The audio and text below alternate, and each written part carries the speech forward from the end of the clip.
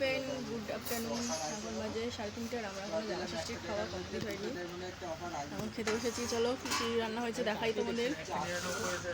এই যে আমরা ডাল, আর এই যে মাংস, মাটন কষা, আর এই হচ্ছে পটল চিংড়ি, আর এই হচ্ছে স্যালাড, ভাত, আর এই পটল ভাজা। তো এইটাই হচ্ছে আমাদের দুপুরবেলার লাঞ্চ। তোমাদের কেমন লাগলো অবশ্যই কমেন্ট করে জানাবে। টাটা।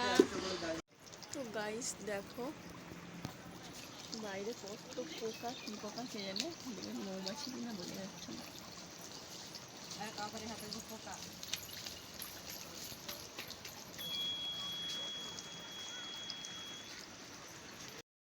Hello guys, welcome. তো দেখো আমরা এখন বসে পড়েছি দুপুরের লাঞ্চ খেতে।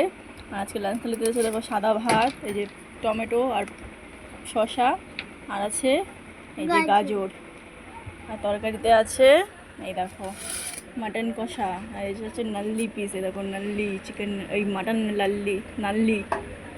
আর কিছু বলতে পারে না, কিছু বলতে পারে আছে এই যে আমড়ার ডাল, তারপরে দেখাই এই হচ্ছে পটল চিংড়ি। তো এই হচ্ছে দুপুরের মেনু, জামাই ষষ্ঠীর খাবার। তোমাদের কেমন লাগলো অবশ্যই কমেন্ট করে জানাইও। আর এটা হচ্ছে আমার মেয়ের ভাত।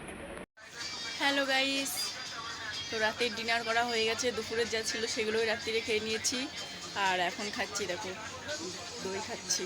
এখন বাজে 11:30 এখন দই খাচ্ছি। চলো দই খাই। ঠিক গরম হয়ে যাবে, ঠান্ডা জল খাই আবার রান্না বান্না করো। কে রাঁধবে? কে রাঁধবে? না আমার ঘর রয়েছে না।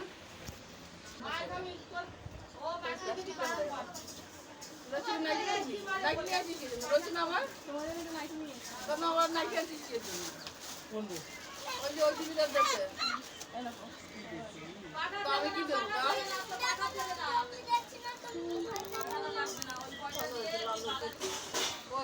দাও মামারে ফোন করে ফোন দাও। আমি তো তোরই তো দিয়েছি, আমি আসেই তো ফোনটা তুই নিয়েছিস, আমি কি নিয়েছি? বাড়ি আরে নাকি এই যে এই চুড়িদার পিসটা হয়েছে? হ্যাঁ রান্না বান্না কি রান্না বান্না এটা ভালো দিছে।